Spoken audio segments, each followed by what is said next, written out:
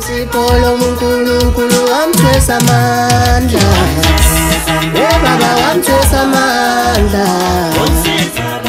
Abagulayo nabahlupheki wona wesondela. TV1 presents Yaduma iMoto Music Festival. Nali thuba kumuntu ofisa ukuba nemoto ethi yena. Ngenela umncintiswano njengamanje noma ikangaki. Uzibeke ethubeni lokuhlabana ngale moto. Ungenela ngemandlana nje engu200 rand. Ulindele usuku lomnqamla juqu okungumhla ka14 kuDisemba 2025 ngesonto. Imiphumela izobe imenyezela bukhoma kulomcimbi. Kanti futhi isakazwa bukhoma nakumabona kude. Isiyaviva TV1 ku YouTube nakwikhasi lika MC Polobus ku Facebook. Zama na inhlanhla hleze kungaba nguwe nje.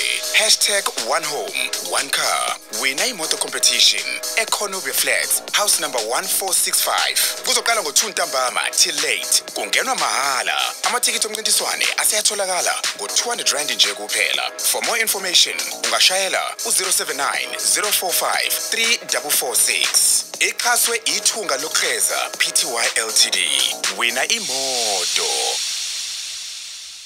Enhla nasezantsi empumalanga nasentshonalanga kuphina kuplatform la khona iphimbo lika MC Polobus.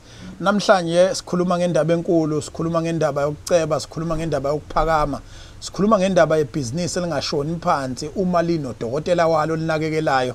Shiloke ngathi Ningizimu Africa worldwide angizowapholisa amaseko osukwini namhlanje. Ngihleli nezinyanga ezimbili lapha asuka madoda. Abafana ke laba bazalwa umuntu oyedwa eqoyini kwathiwa cha impela abafana bakithi Nyothman ukhula bese nithatha intambo ezashiwa yikhe ehlaleni umkhulu wenu wathi cha nani niyokhula ni babakhulu omkhuluncwane bathi ayishikisha ngamabhebhezeli sesimane safika ke sazoyibhebhezela ke nathi cha sila isigodlweni esikhulu eThekwini lapha bathi mabekhuluma khona nomuntu uphuma umuntu ephilile lapha bathi mabemthintile uphume ephilile lapho khona esijwayele ukubizwa ngoba nathi sizothola ukuthile kuthiwa nakumapoloba usibani bani uthi asokunika la ubonga kakhulu uthi wasibona lapha kaSiyaviva TV1 omunye ethi hayi ahlangane kancane nami ngibe sengifikile ilapho khona engifika khona ngithola into ezimnandi angifuni ukupholisa amaseko Ningizimu Afrika namhlanje sizokhuluma indaba enkulu uthi omunye umuntu kanti indaba enkulu into enje he madoda mayingenjena mhlambi nje uyabona uzothi omunye umuntu kanti indaba enkulu into enje mayingenjena mhlambi nje Makhehla asinibingelele siqale ngawe umkhulu umdala sakubingelela mkhulu Ncwane. Sikhulekile edlozini sikhulekile kobogogo nomkhulu sikhulekile nena bayishintshane somoya sibonga ithuba la namhlanje siyakhuleka kuwe ke gogo nawe mkhulu umnikazi omsebenzi siyakhuleka kwinindlodla ezinkulu sibingelele iSouth Africa yonke sibingelele bonke abalandeli baSiyaviva TV1 sibingelele nawe Shidili Mhlophe kuyithuba elihle ukubingelela nokuba nawe namhlanje sizoqeketha ingqikithi yokuceba komuntu kokuphumelela komuntu oshenisayo onjani namhlanje sikhuluma ngomuntu ofuna ukuphuma osizini abe indoda Ningizimu Africa worldwide angawapholisa amaseka ngiphinde ngiphi ikhehle elincane mkhulu Ncwane na uphe abantu ithuba lephimbo lakho ubabingelele. Ngibonga ithuba ke MC Polobus kuhleze kuyintokozo ukuba nawe nabalandeli kuSiyaviva TV1 sithi abaphila abantu ekuphileni kancane sithi nje abaphila abantu akube kuhle konke nje baselishila ikhehle elidala size kuyona ke sizoqeketha ngayo ingqikithi ke lena iyakho ukuphumelela komuntu ngoba hey ubakwethu uphelile unyaka ade abantu bakithi bebhuqabhuqa usize ade abantu bezama ngapha nangapha kungalungi kodwa sitho sezamile kephi nakephi wahluleka okungenzeki kwabanye kuyenzeka kancane abasondela abantu siphile amen.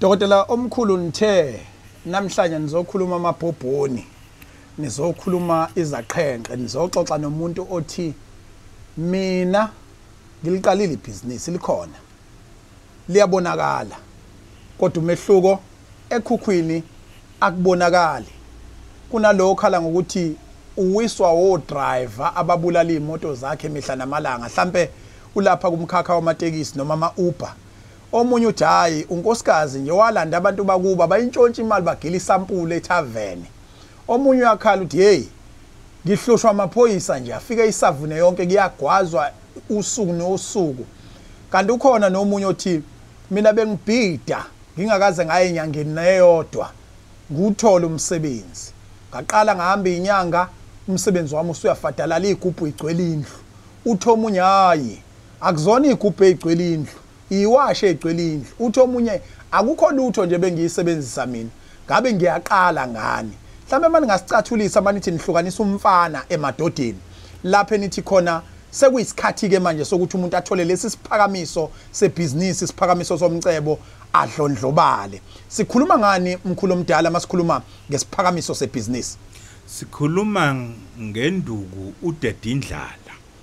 udedindlala lona usukuhlukanisa kubafana nendoda uhlukanisa ukuthi umcebo uyawubona impumelelo uyayibona impilo yakhe yaphakama yaphambili thuma ubhida uyohlala unumber 1 njalo and lenduku ikwakhela ugazi ukuthi phakathi lapho bhida khona uyothola umunye sekufonele sekuthiphisa amathiphu iyavula la kuvaleke khona uma esitolo ubenza u10 rand liyothi kuphela isonto noma isikhathi uyobusenza 1000 ngesonto indlela amandla alenduku enawo nifika kanjani ku 40000 rand ingoba lento ididiyelwe kanjena thina la kancane siwakhathalela ama customer ethu 1 isuke ihamba nento yokuqina nento yokuthi abafana mebezobamba inkunzi ungadubuleki bengadlalele ebhizinisini lakho ngoba unikwa nenduku yokubethela ibhizinisi lakho uthi otsotsi bengezi ukuzobamba inkunzi ngoba inkathi wenza imali bazobe befuna abantu ukuzoganga iqhubeke ivula inhlanhla iqhubeke yakhe amanye amabhizinisi ozobuwafisa ubona izinto zizenzekela kalula maye mkhulu kufikwa kanjani kulesi sigaba osithabathe ngezandla namhlanje ngoba uthi omunye kuhamba kuze kufike kunakho lapha phangi kwethu nangu ekuthiwa uye hawu lonto lo mlisa lona uyena phela ogayayo lezi zinto zenhlanhla uyena ositshela izinto eziningi zenhlanhla zokuphumelelisa abantu yabona manje sikwelinye igiya osale manje ngeke ayithola induku efana nale njengamanje sibheke ku December osekhaya uyazibuza uyasiphendula ukuthi sikuphi sila esigodlweni cishe niyabona ukuthi kancane ngempela ubani sasibona isikhwama seyimanga engafuna ukukhuluma into eningi ngaso kodwa kukhulu okujwayele ukukhulunywa amakhasimende uma ikhehla lafaka isandla khona liyaqhubeka ke liyabalula ukuthi cha zisekhona zonke izinto ongayicabanga kulesi sigodlo nezingasiza wena ukuthi ukwazi ukusizakala kodwa namhlanje kumqoka sokhuluma nomuntu othi uyazama akuyindawo umama unekhampani yama security into enhle kuwena uholela kuphela mhlawumbe ibuye ibe yimbi ngoba bayakhala bathi awusaholeli mhlawumbe ubaba unenkontraki noma usabhile ngaphansi kwendiya noma umlungu thizeni noma umuntu wakithi kodwa akuyeki phambili namhlanje ke bazothi ngo40,000 rand kuphela impilo yakho ingashintsha angifuni kube mina okhuluma kakhulu mhlawumbe ngijatshuliswa ukuthi namhlanje ngiyazi ukuthi njengoba ngikhuluma nabo beveze lo engihleze ngizwe endlebeni kuthiwa hayi kunento abaye bethi ke manje nawe usungashiya ke noma imbono emibili obona ngathi ibhizinisi lakho ufisa ukuthi liqhoqhobaleke ngayo noma lifinyelele ngayo esigabeni esithile ngijatshuliswa ukuthi nje ngiyambona nangu bathi inkunzi yombhemi impela masuxoxile kusuke sekuxoxekile akugcinike lapho kusuke kuhamba nalezo induku abakunikeza zona khehle lincane asibuye size lapha kuwena ngiyafisa ukuthi usilandise esigabeni somuntu nomuntu ngamunye ngoba uzothi omunye mina kungithinti ngumashonisa ethi omunye mina kungithinti ngidayisa ngamagwenya ethi omunye mina kungithinti ngine catering company sengikwenzile kamasipala waseThekwini ngakwenza kumasipala waseGruleni ngakwenza mhlawumbe kumasipala ose-Cape Town kodwa e-Eastern Cape ngithi ngiyabhida ngithathu uthi omunye mina ngisupply ukudla ezikoleni kodwa manje kulonyaka kumane kwaba nale nxushunxushe ezibile khona lapha kumnyango waka education ngangabe ngisavela nangokhasha ngiyafuna ukubuyela kulesa sigaba ngoba iyona into engisebenza ngayo le asithatha umuntu osimbeke esweni lokuthi akubone kubalekile ukuthi engasuka no 40,000 uzoyibona iprofit. Ngibonga ithuba wedulela ngithi mina ke ngungcwane akekho umuntu ongamdingi konke kuyamdinga ma umuntu uphila umuntu usebenza usomabhizinisi ufuna impumelelo ufuna nemali ufuna nokuba ngcono ufuna ukuthi wakhe ikhaya ufuna ukuthi wondle umndeni kuyakudinga whether unetafula kuyakudinga whether udayisa amagwinya kuyakudinga whether uyabhida kuyakudinga whether unetekisi kuyakudinga onebhizinisi yonke inhlobo yebhizinisi iyakudinga lenduku.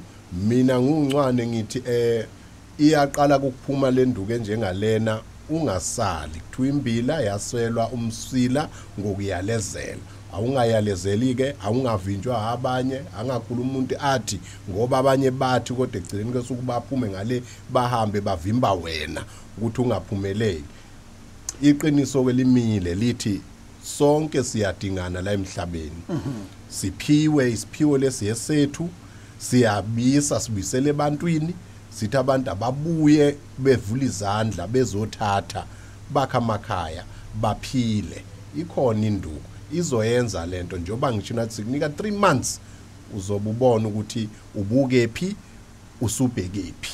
Ngiyafuna ukuthi sikhulume indaba enkulu ethinta ukuthi umkhulu omdala mhlawumbe silihlambuluke iqiniso ukuthi akufikwa vele lapha ngemali engango 40,000 kodwa ngenxa yokuthi niyena kubuka kubalekile ukuthi uma nisebenzisa lento ukuthi nizolekelela abantu bokuqala kulungela kubo 40,000 ngizweni nikhuluma indaba ka 80,000 rand ake siyibuyekeze ukuthi u80,000 rand makunjani u40,000 rand makunjani noma still isene power efanayo umehluko ukuthi nifuna ukusiza laba abazohamba beyikhuluma ukuthi ikhona lesinduku sikhona lesisiphakamiso sebusiness. Mapholoba ngibonga ithuba njengobusho ngomthetho lento iu80,000 but ngokuthi sifuna abazosakaza ngempumelelo yabo nabazongaba namahloni sikhipha ngo40,000 lenduku ipower iyafana. Nithini ngabalaphi bendabuko ngoba nabo bakubuka njengebusiness abakwenzayo abalishiyelwa ubabamkhulu nabo bamukelekile ukufika basizakala kade vela belaphi bendabuko abatshontsha la ikhaya bedla bephila into baphila la ikhaya abaningi balaphi bendabuko ngisho enkandla bayeza la bezokhendla. Induku nenduku inemiyalelo nanesigaba kunjalo mhlawumbe mangingabuza uzothi omunye umuntu mina ngina 18 years ngine business leyithuthu kungifanele yini ukuthi ngize noma nibheka abantu asebemqathafu. Cha noma ubani umokelekile utheze ono 40,000 ofuna ibhizinisi phakame angabangi noza kwabo abanamabhizinisi afanayo ayimele yedwa abe ngalento ekuthiwa isilungu outstanding shothi uzobe imele yedwa nje akabangiswa namuntu. Abantu abakha ama blocks naye ngafika lenduku Mapholoba umuntu onebhizinisi noma yiliphi ibhizinisi imfanele one tuck shop one tavern odayisa ama blocks owakha ilotion abanalo abadayisani ama saloon yabo noma ubani onebusiness imfanele lenduku. Siphi inombolo khehla lami sesibheke ngasemaphethelweni ukuthi sinithola kanjani mhlambe sifuna ukuzwa kabanzi noma sifuna ukubhuka iappointment. Inamba yami ithi 065 065 929 929 15 74 siphinde 065 065 929 929 15 74 kanti yamkhulu omncane 079 710 81 20 siphinde 079 710 81 20 20 nikuphi nendawo Siyatholakala eThekwini ekhoneni lika Phil Street and Queen Street. Siyatholakala eGoli ku 58 Cray Street, Market Building. eGoli kulenyanga sobe sikhona sizobe sihamba naye uMC Polobas. Umuntu uzobuza ukuthi manithi nizobe nikhona nini kehla kuleli sonto lokuqala kwenyanga. Umbuzo ke wesibili nomqoka ngendlela esimanga abantu abahleze beyibuza wona makhehla ukuthi uma nithi kuyabhukwa kwenziwe appointment imalini kwenza appointment ukuzobona nina makhehla? Ngibonga ithuba MC Polobas. I-appointment kuyashiyana ukuthi yini oyibhukhelayo. Njoba sishilo kumanje silwa nel-special lesi sika 40,000 engingakusho uma uzobhukhela kusona at least fanele ube nawo u2,500. Shuthi ufaka nje only 2.5 uzothola umunye umuntu bese ngisholo mina yini usuku noma inini nizokunika usuku engizofika ngalo noma siyabonisana ngoba mhlambe ngiyasebenza phakathi nensuku noma ngeweekend ukhona lo 2.5 ukuthi ngilungiselele lo suku eninganginika lo noma kunosuku olodwa nje olubekiwe mhlambe noma inoma iziphi insuku kodwa siyakuhlela nani makhehla? Kuyahlelwa nje umuntu meza siyakuhlela nje sonke ukuthi kuzomeka kanje ngoba inkinga indlela zabantu ayifani njengoba usuchazela abanye bayasebenza phakathi nensuku abanye batholana ngeweekend ngokuhlukana kwabo. Okunye ke MC Polobas esizokubeka nje abantu bayazazi izinto zala ekhaya kunezipesheli inteleze imanga etholakalayo yodumo yala ekhaya silode sigarante njalo ngayo mebesaqala abantu bezama nasi isikhathi sonyaka simi kanjena sinomavula kuvaliwe intalo olihamba nohlangano lenhlanhla yemali nalo futhi bayakwazi ukuthi abantu basizakale kulona izinto nje zonke nje bezuka ispecially sithi abantu sisazonikeza abantu ke abanye bezame beqhubeke zikhona induku zinhle zigarantiwe kuyaphileka. Ningizimu Africa worldwide besikhulumisana ke nomkhuluncwane omncane kanye nomkhuluncwane omdala bashilo ukuthi batholakala kuphi basho ukuthi bakuziphi indawo asiqinisekiseke ukuthi imali abafakelwa ezitolo kunjalo ngithi kehla ayifakwe Shoprite imali yala ekhaya ayifakwe Spar kune account number account number ala ekhaya khona yase FNB khona yase Standard Bank khona futhi yase FNB. Ngamanye amazwi umuntu ozala ekhaya ayikho ake sithi yozokwenza noma ayina kho mali ekuthiwa akayikhokhe ngoba uzonibona ngaphandle makuthi une appointment esuke izoqinisekiswa ukuthi iqondene ngqo nespecial njengoba sichaza nje ukuthi kunohlelo labantu abathi bona amabhizinisi abo awaphakama and ikubheke ko December kunomuntu onomasingcwabisana one problem enkulu yokuthi ayiphumuleze imali abakhava ngazo abantu lapha nithi nizobaqaqela lezo yebo siwadinga bonke labo bantu besondele bazophumelela like ukhokhela ukuzosibona ukhokhela insebenzo ozuke uyizele.